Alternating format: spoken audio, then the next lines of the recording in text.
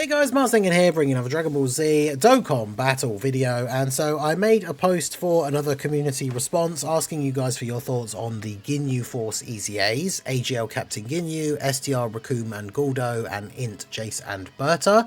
Do you guys think they're good enough? What do you think of their EZAs? I know some private server videos are out and stuff now, so we're going to go through the thread of comments as always. Like I say in these videos, I like making these, so I like to get a gauge on what people are thinking of the units before they come out and we see them in game, because obviously once they come out I do my showcases for them and I give my thoughts while we're actually using them. So it's I like seeing where you guys are, sort of, at least from when we've seen the details, right?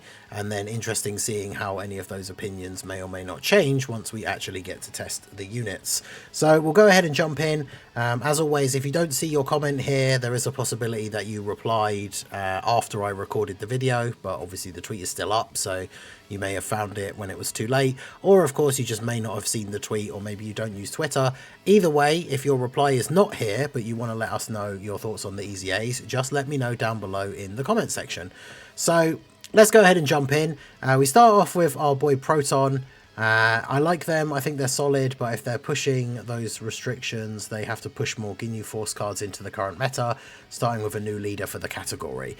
I mean, yeah, this is true, right? Like, a lot of us thought that maybe Ginyu would get an EZA, but that the big thing would be they need to add mission execution to his passive. And unfortunately, because they have not done that for any of these units, it's very much the case that if they're going to do these EZAs and they rely on Ginyu Force allies, then maybe some more buffs to the Ginyu Force category would be nice.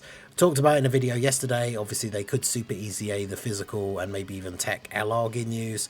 Maybe we'll get something new. Somebody actually mentioned, I don't know if it's in this thread and I just saw it before I started recording, I'm trying to remember where I saw somebody say it now, but somebody also mentioned Bonyu, the character that was added in like Kakarot in the backstory, saying that she was like a previous Ginyu Force member that by the time the story of like Z rolled around had already left the Ginyu Force, which is why we didn't see her in the actual series, but she was added into Kakarot. And when that happened, people were saying even back then, like, oh, will she come to Dokkan in any way, shape or form? And that obviously has not been the case. So it'd be kind of funny to see that as a unit.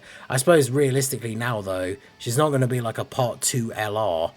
Probably not even a filler Dokkan Fest, really. So we kind of need like a new Ginyu, maybe a Dokkan Fest Ginyu Goku, and then have her as the banner unit would be quite cool.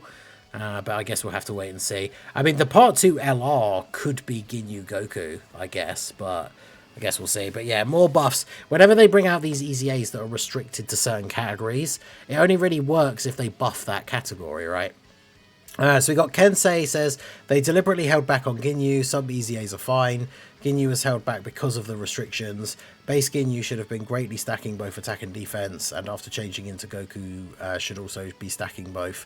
I mean, stacking is fine for like the longer events. I don't think units necessarily need to stack in order to be good. Greatly raising both attack and defense in base would obviously make him significantly better. I don't mind him not stacking once he transforms, but obviously having greatly raised for both would be ideal. But yeah, I mean, the restrictions definitely hurt Ginyu a little bit. They've given him these sub EZAs so he has characters to be run with, but it definitely should have added mission execution into his passive. Mega Nice, the single summon menace. I'm only interested in post-transform Ginyu. I hope he stacks offense fast enough. Yeah, it'll be interesting to see how well that works. I've seen some funny screenshots of like his numbers from the private server videos, but yeah, it'd be interesting because he needs to be able to survive long enough in base that you can be stacking him up a decent amount and then transform and go crazy in the last like couple of phases, right? So Prof says, in the vacuum of Team Ginyu, they are good enough, but I think the whole team is now more of an ESBR, SBR and Battlefield team instead of use it for the toughest content team. It's sad, I'm afraid, how future EZAs of busted on release units Dokkan doesn't know how to balance.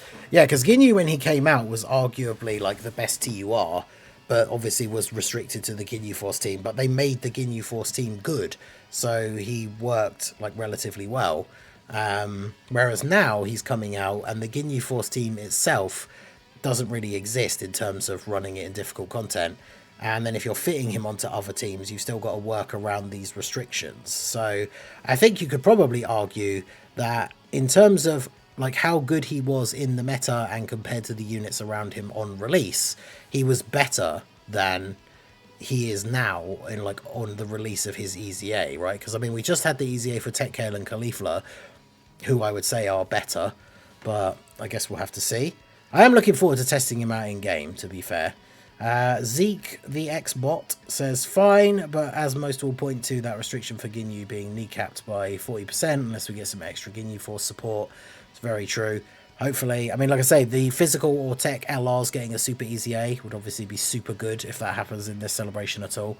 Festival of Battles, says Triple OG, is all about stacking, I guess it's stabbing attack and defense. Stacking attack and defense.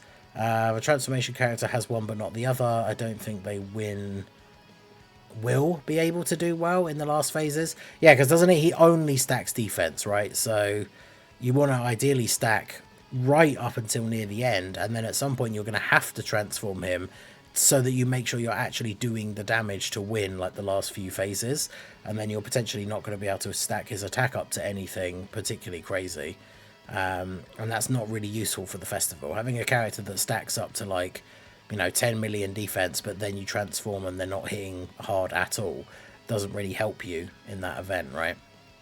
Akio Shin says, I think he's one of those units that will depend on your RNG if you get his additional supers. Other than that, I would say he's pretty good. People will view him differently when he's in game. I mean, I hope so, right? I hope the restrictions aren't as big of a deal and he is good when we get to use him in game. Joe Buck says, I like the new EZAs, especially since with the restrictions they're doing his 2 banner units to help out the Ginyu team.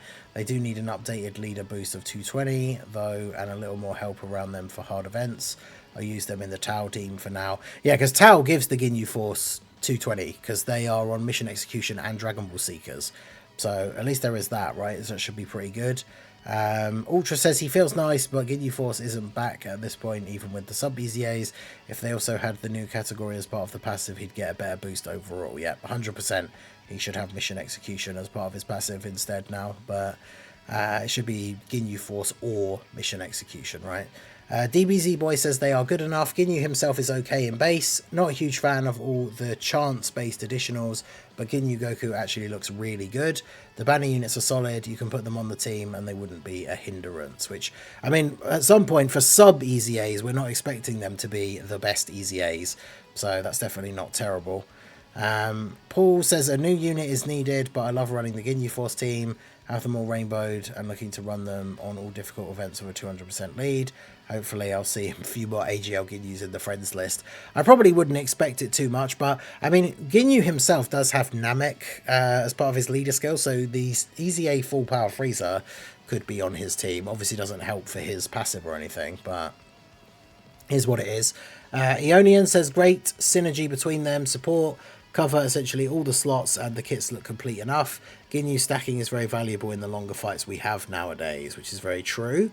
Theo says the stats you get from the Ginyu Force allies on Ginyu are not as important as people pretend they are.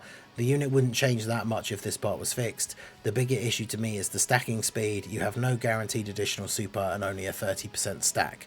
I mean, that's the big thing, right? If you get bad RNG and he only does the 1 super for the turn, and then that happens like 2 or 3 turns out of the first couple, he's not going to be stacking defense up to the point you need him to be at by the time the bosses get to like the harder hitting phases. So that is potentially going to be an issue for sure. Spider-Man Shark 2.0 says really need those 2 Ginyu LR super EZAs. Yep, 100%. Maybe even super EZAs for the whole free-to-play squad. I mentioned that in that video yesterday, that whilst I think that is very unlikely, that would be super cool. But yeah, obviously we know they're only doing Dokkan Fest and LRs for now, but doing like the full free-to-play Ginyu Force team would actually be crazy. Be super cool. Ophelia says, no, I think these guys were the most obvious fumbled EZA possible. Oh, damn. They don't work with Tau because both banner units need to be with Ginyu, who's missing stats on the team, by the way. From showcases, Ginyu isn't impressive in any category. I'm glad they sacrificed him for Kefla. Well, there you go. So the comparisons to Kefla, big made apparent. This person definitely not happy with the Ginyu EZAs. I'll wait until I get to try them out myself, but Yeah, somebody above saying that the restriction, like, for not having the Ginyu Force allies isn't as big a deal as people think. But then Ophelia mentions showcases, so has obviously checked them out. So I guess we will see. Requiem says good, but most likely doomed unless they buff the heck out of the categories he's restricted to, which I guess is fair. Ant says sadly enough he's restricted. Yep. Gothkua, big fan of extreme units, considers it absolute cinema, which is understandable response. PokeTF says, at first I thought I've missed the physical LR Ginyu Force Super EZA. I think they're all quite good, but they could have all three been a bit better. Ginyu with greatly stacking and at least one guaranteed proc from an additional super would be way better. I mean, this is very true. Nowadays, like, stackers that don't have guaranteed additionals, like, if you get bad luck, they're just not stacking as much as they need to, right? So Rain says, within their team, very strong. Outside of it, embarrassingly bad. They did not need those restrictions. We're not in 2023 anymore. I mean, that is true, right? Like, we've had some crazy busted units. We don't need units having these kind of massive restrictions anymore. Especially when you look at how crazy Tech Kale and Caulifla are. Like, their restriction to get a guaranteed additional super is just one Universe Survival Saga ally. Because, like, even if they made that Universe 6, that would be worse, but still not necessarily the end of the world. Whereas Ginyu needs multiple Ginyu Force allies. Like, if they could have essentially made it so that he gets that full stat buff from, like, as many Ginyu Force allies as it takes to get to the maximum. They could just give him that full buff if you have one Ginyu Force ally. And then that would be similar to, like, the Kale and Caulifla one, right? Nimgati says, great, but if you don't have Tau, they aren't really useful, but you can still have fun. Even if the Part 2 LR is a Ginyu Force something, you'd have to commit stones, which is true. While as Tech Kale and Caulifla, I can usually just throw them on a lot of teams without summoning for new units. Yeah, very true. Because that's the thing, if the Part 2 LR is a Ginyu Force unit of some kind, and is therefore a buff to this EZA, a lot of people are just not going to want to summon anyway, because that banner's going to be coming out like 2 weeks before the global Dokkan campaign starts. So that's not going to be a lot of help to most people as it is anyway. And then lastly we have Sane Man. They seem good. Ginyu is a good stacker. Guldo and Raccoon seem like a nice tank with 60% damage reduction and guard. Jason Berta capable of tanking normals, but supers they'll die on. Yeah, that is true. I mean, they're a floating support unit, so they're not necessarily a character that, like, we'd be expecting to tank supers. Oh, there is actually another one here. I don't know why it got marked as potential spam. Pretty mid if you ask me. They're locked in the Ginyu Force team. These EZAs are the only valid Ginyu Force units. Also, they don't work with the new Tau. I have them all rainbowed and it hurts to see such a fumble. I mean, yeah, so there's a pretty mixed response throughout the thread here.